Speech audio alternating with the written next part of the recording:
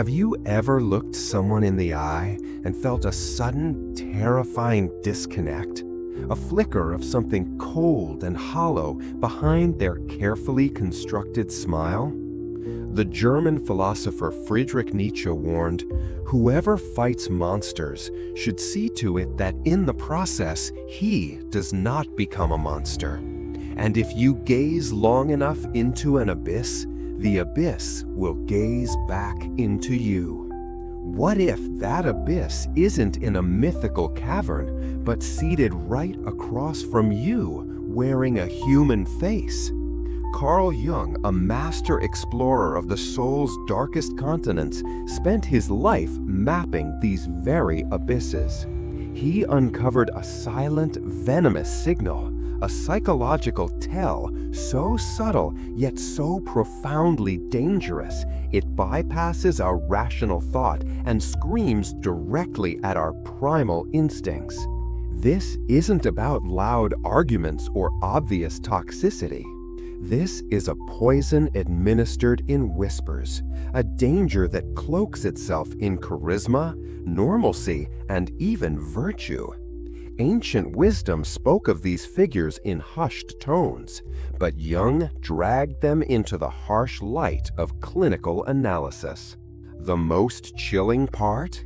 This signal flares brightest in those who appear completely normal, even captivating. And when you finally learn to see it, your only sane response is to turn and walk away immediately. The first and most insidious signal Jung identified is shadow projection. Imagine this scenario. You're in a conversation, and suddenly the other person accuses you of being angry, manipulative, or dishonest. Negative traits and intentions you know are not yours. They aren't just misunderstanding you. They are painting a monstrous caricature of you and reacting to it with genuine conviction. They are looking at you, but they are fighting a ghost, their own ghost. The most chilling part? This signal flares brightest in those who appear completely normal, even captivating. And when you finally learn to see it, your only sane response is to turn and walk away immediately. The person who chronically projects their shadow is manifesting the most dangerous signal Jung identified, the absolute inability to see their own darkness. Because they cannot bear to look at the monster in their own mirror, their mind performs a desperate, brilliant act of self-preservation. It projects that monster onto you. The true danger is their terrifying sincerity. From their warped perspective, you are the malevolent figure they imagine. As the author Anaïs once wrote, "We don't see things as they are. We see them as we are." This isn't a conscious lie. It is a profound perceptual distortion. They genuinely believe their accusations, and this conviction can be incredibly persuasive, poisoning your reputation and making others see you through their distorted lens. Spiritual traditions have long warned of this.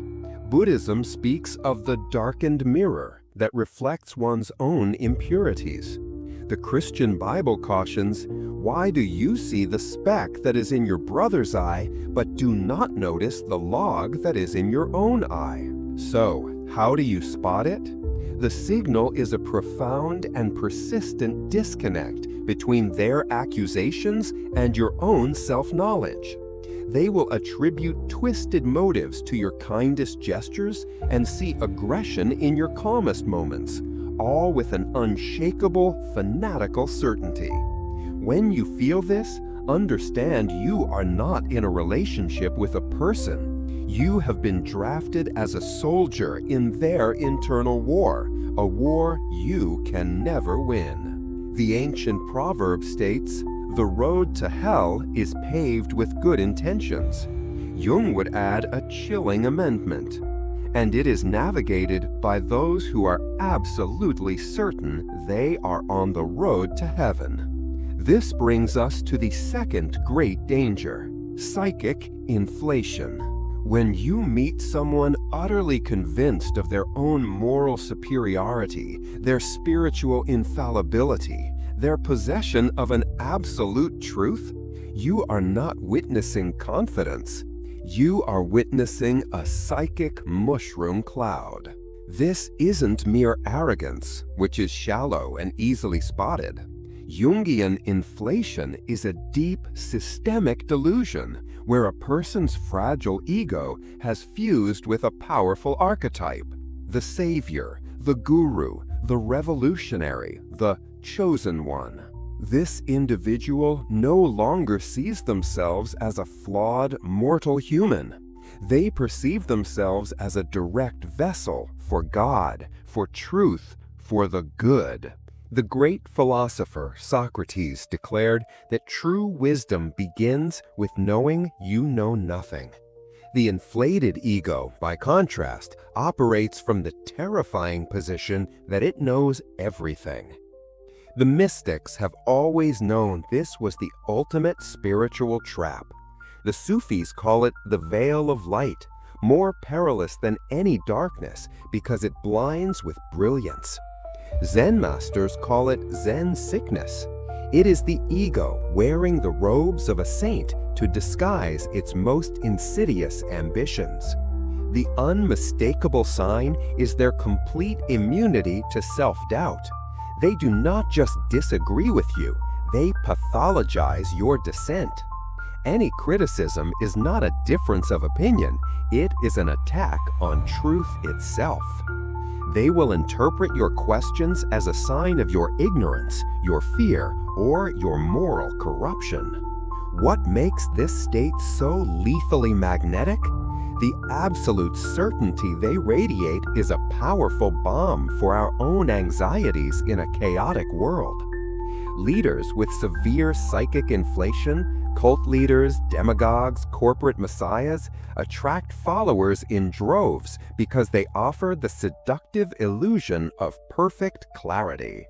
The Chilean psychologist Claudio Naranjo put it perfectly. An ordinary ego says, "I am important." The inflated spiritual ego says, "The supreme good has chosen me as its channel." This allows for any manner of cruelty to be justified as a necessary evil for a greater good. When you encounter someone who has appointed themselves judge, jury, and moral executioner of the universe, you are in the presence of a bomb waiting to go off. What could be more unnerving than a monster? Perhaps someone who shows no flaws at all. One deeply unsettling pattern in certain individuals, a social adaptation so perfect, so smooth, it erases every trace of human spontaneity, contradiction, and vulnerability. He called this mask the persona, and its total identification with it is the third great warning sign. The persona is the polished mask we present to the world, but for some, the mask is all that's left. They have sacrificed their authentic self on the altar of social acceptance, creating a facade so convincing they themselves have forgotten the emptiness behind it. The persona is the polished mask we present to the world, but for some, the mask is all that's left. They have sacrificed their authentic self on the altar of social acceptance, creating a facade so convincing they themselves have forgotten the emptiness behind it. As the brilliant Oscar Wilde astutely observed, man is least himself when he talks in his own person. Give him a mask, and he will tell you the truth. But what happens when he forgets he's wearing one? You've met this person. They always say the right thing, laugh at the right moments, and display the perfect emotion for every occasion. Yet you walk away feeling a strange, hollow chill. Their perfection feels artificial. This is your instinctual alarm system, your mirror neurons screaming that there is a dangerous incongruity between the flawless performance and the void within. The French philosopher Jean-Paul Sartre called this state bad faith, a form of self-deception where we pretend to be an object, a role, rather than a free, messy, authentic being. The real danger isn't the mask itself. It's what the mask is built to contain. When all psychic energy is funneled into maintaining a perfect public image, the true, rejected self, the raw, chaotic, and powerful shadow, doesn't disappear.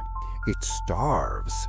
It grows twisted and monstrous in the dungeons of the unconscious. The more rigid and perfect the persona, the more volcanic the shadow's eventual eruption will be. Marie-Louise von Franz, Jung's closest collaborator, noted that these perfect people are often prone to shocking episodes of shadow eruption. These are the pillars of the community who suddenly engage in baffling acts of self-sabotage, cruelty, or depravity. It's the psyche's desperate, violent attempt to break free from the prison of perfection. When you sense you are interacting not with a person, but with a flawless, impenetrable PR campaign, be warned. You are standing on the beautiful, manicured lawn that covers a hidden volcano. We are now descending into the darker, more treacherous levels of the psyche. If these maps of the human soul are proving valuable to you, acknowledge this exploration by hitting the like button. It shines a light for others and lets us at Think Abyss know we're on the right path, together. Now, brace yourself. What comes next is where the true monsters dwell. We now venture into the deepest, most frightening territory. Imagine you are speaking to someone, and mid-sentence, their entire presence shifts. Their eyes take on a strange, distant glaze. Their voice carries a new, metallic resonance, and you feel as if you are no longer talking to them, but to something ancient and inhuman that is wearing their body like a suit. This is the fourth and perhaps most alarming signal: archetypal possession. Archetypes are the primordial blueprints of the human psyche: the warrior, the victim, the sage, the trickster. They are immense, transpersonal forces. Normally, our ego maintains a healthy distance from them. But sometimes, an archetype can surge up from the collective unconscious and completely hijack a person's identity. When this happens, the individual is gone. They become a puppet, a mere vessel for a raw, cosmic energy they cannot control. Shamanic cultures understood this terrifying difference between a controlled channeling of spirits and a complete, dangerous possession. Christian mystics called it the essential work of discernment of spirits. The warning sign is a terrifying psychological rigidity. The person becomes a one-note caricature of an archetype. The relentless martyr who sees persecution everywhere. The infallible judge who sees corruption in all. The heroic warrior fighting imagined dragons. Their normal human flexibility is gone, replaced by the monolithic, inhuman logic of the possessing archetype. You are no longer relating to a person. You are facing an archetypal fragment that has usurped control.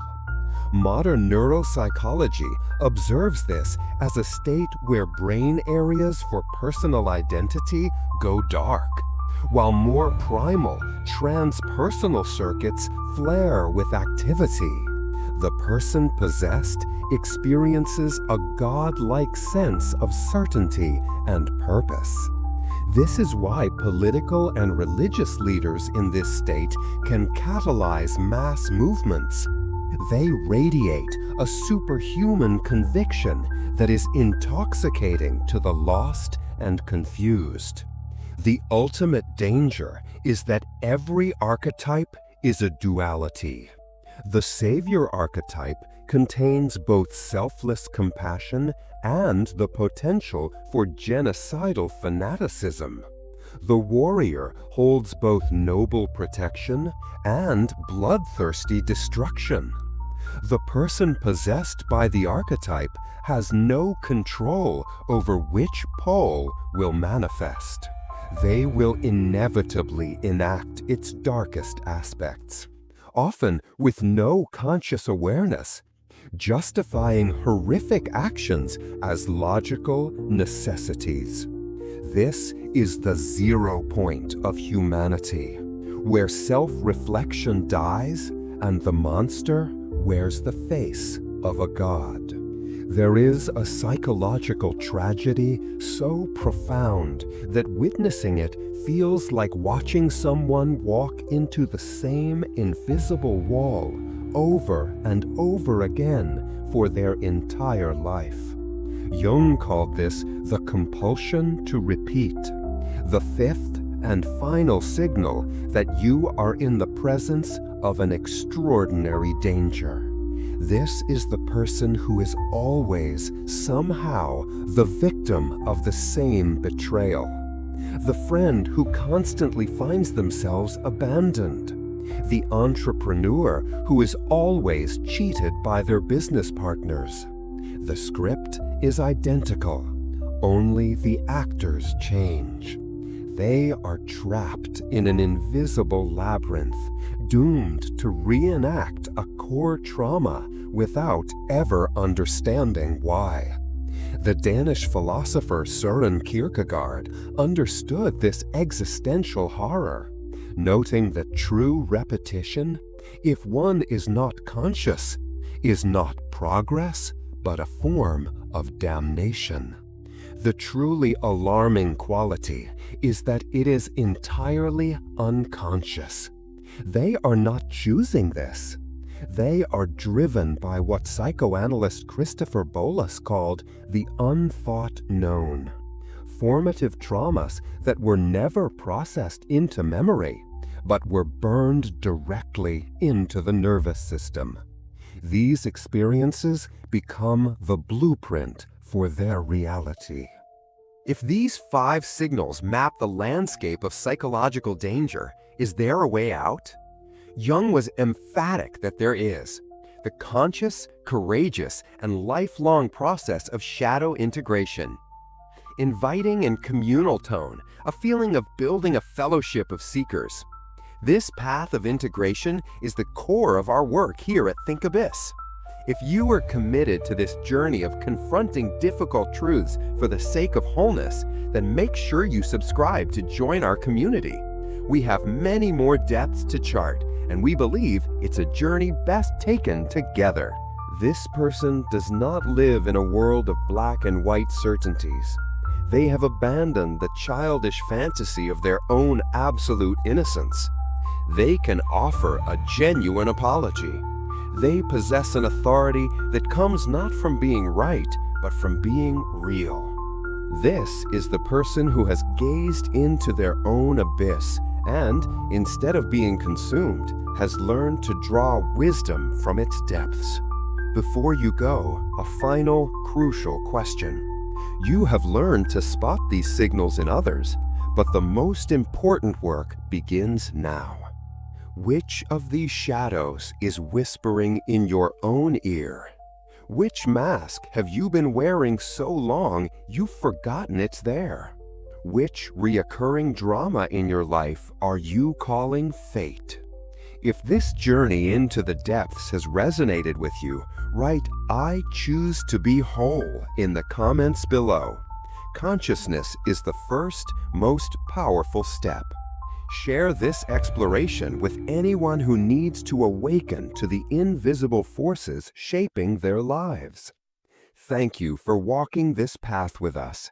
Activate the bell and subscribe for more deep dives into the challenging, beautiful, and ultimately liberating world of the human psyche.